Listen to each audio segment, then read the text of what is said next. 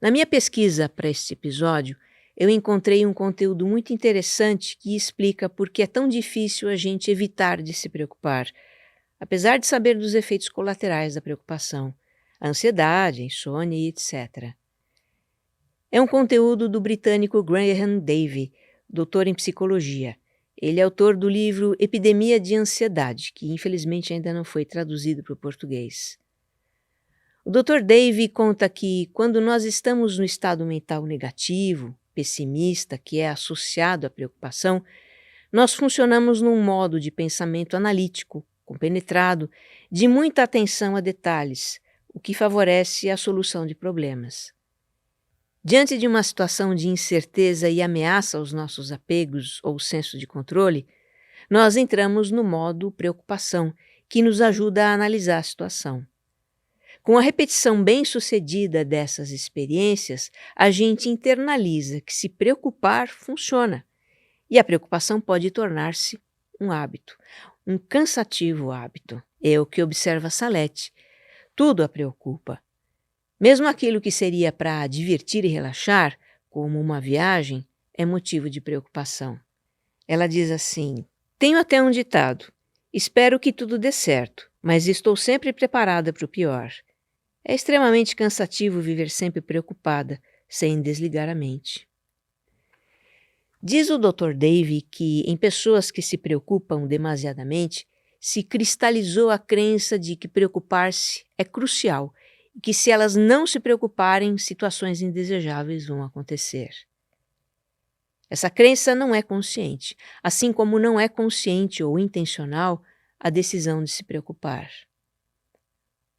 Os pensamentos de preocupação simplesmente surgem como um reflexo condicionado, involuntariamente, e a pessoa começa a imaginar tudo o que pode acontecer, fatos, cenários, catástrofes. Bem, isso explica por que as preocupações invadem a nossa mente sem pedir licença, independentemente da nossa vontade. Agora, por que será que também para alguns de nós pode ser tão difícil parar de nos preocupar? Onde é que fica o botão de desliga? O Dr. Davy esclarece que, se o objetivo da preocupação é considerar todas as possibilidades e encontrar soluções para elas, para pessoas que se preocupam demais, é difícil avaliar se já pensaram em todas as possibilidades e então continuam no estado mental negativo. O estado mental negativo motiva mais preocupações e, assim, uma coisa impulsiona a outra. É um ciclo vicioso difícil de sair, que perpetua nossa preocupação e tira todo o processo do nosso controle consciente, ele diz. A espiral da preocupação também é impulsionada pelo perfeccionismo, como lembra o doutor. Pessoas que exigem muito de si mesmas se preocupam muito, e porque se exigem muito, acham que as suas preocupações nunca são suficientes. Eu recebi vários depoimentos que mostram a conexão entre autoexigência e preocupação, e trago aqui um deles, o do André. Me preocupo muito com o que as pessoas pensam de mim, se estou fazendo algo, se estou em forma, se estou estudando. O André tem formação em educação física e percebe que as pessoas procuram professores com um corpo impecável, daí a sua preocupação. Durante a pandemia, que afetou muito as academias, ele ficou sem trabalho e se cobrou e preocupou muito com isso. Chegou a ter ataques de pânico e enxaquecas fortíssimas. O fato é que, impulsionada por esses processos que tornam a preocupação muito fácil de começar e difícil de parar, ela pode se tornar crônica e comprometer a nossa saúde mental. Este é o compartilhar da Mônica. Eu sou preocupada desde criança, assim diz a minha mãe. Tudo que não está no meu controle me preocupa. O minuto seguinte me preocupa, a vida das minhas filhas me preocupa e até se o feijão vai ficar bom. A Mônica diz que os efeitos disso são ansiedade constante, uma insônia que a acompanha desde os 17 anos e, mais recentemente, a depressão.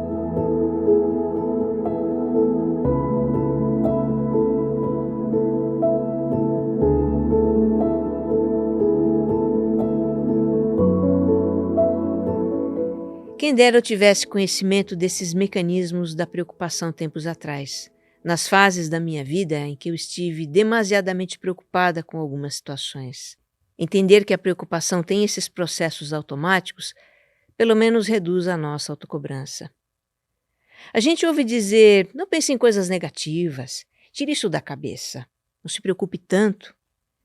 Então eu ficava me patrulhando, dizendo para mim mesma que não podia ficar preocupada, que aquilo não me fazia bem. Além de me sentir mal por causa da preocupação, ainda me sentia mal comigo mesma por estar me preocupando. Mas olha, brigar com os nossos pensamentos de preocupação não ajuda.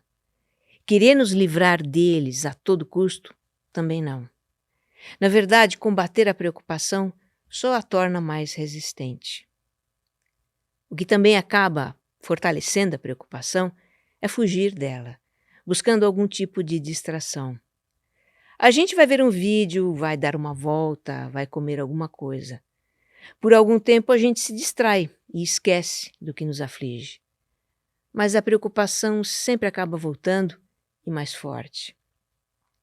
E aí entra a pergunta: o que fazer então com as nossas preocupações? Bem, algo que sempre me ajudou muito é identificar se o objeto da preocupação é uma situação real ou hipotética. Diferenciar uma coisa da outra faz toda a diferença no modo de lidar com a preocupação. Situação real é algo que está acontecendo. Por exemplo, ter uma dívida, um problema no trabalho. Pode ser também uma situação que está para acontecer, tipo uma cirurgia marcada. Se a situação que nos preocupa é real, nós talvez possamos fazer algo para resolver ou mudar aquilo. A energia mental que a gente gastaria com a preocupação, podemos investir em uma ação. Então, se eu me pego em preocupação, a primeira coisa que eu faço é identificar se o que me preocupa é real. Sendo real, eu me pergunto o que eu posso fazer nessa situação. E se houver algo que eu possa fazer, eu faço.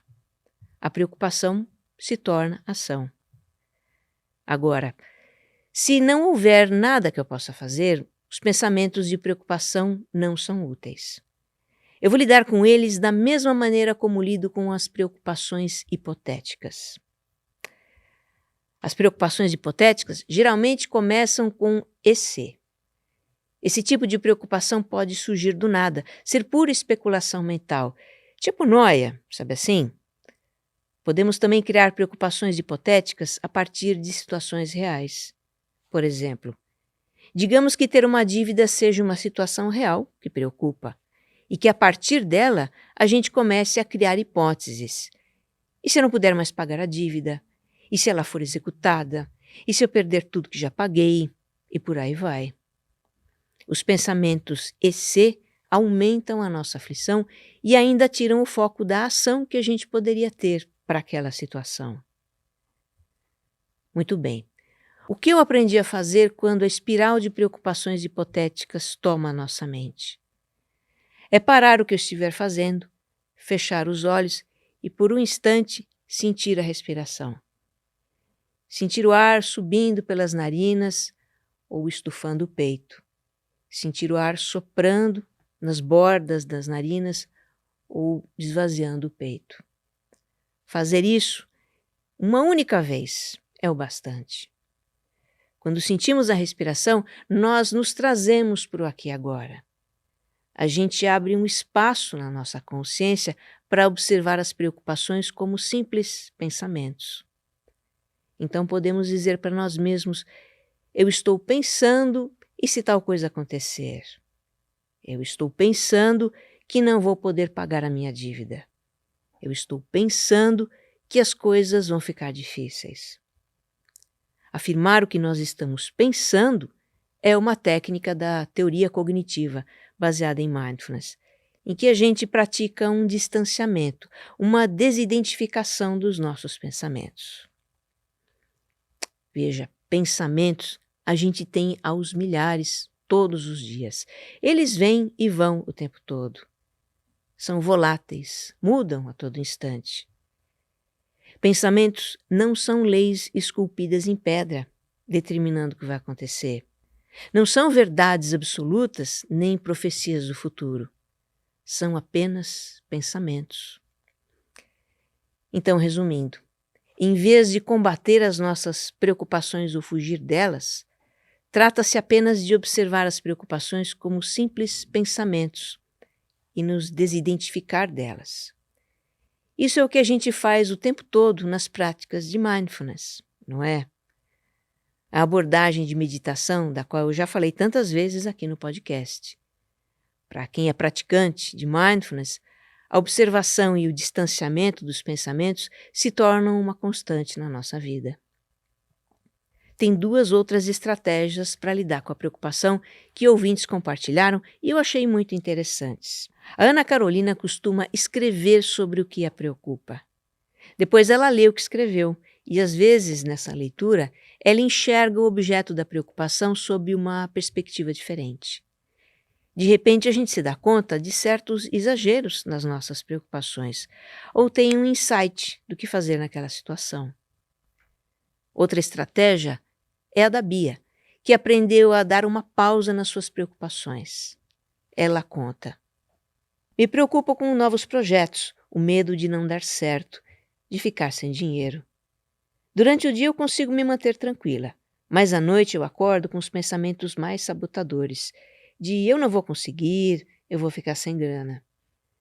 Aprendi com os anos que esses pensamentos não são reais. Então eu digo para mim mesma que vou pensar naquilo pela manhã, quando normalmente não fico tão pessimista. Bem, nós temos também os recursos da psicoterapia e da psicanálise para quem se aflige excessivamente.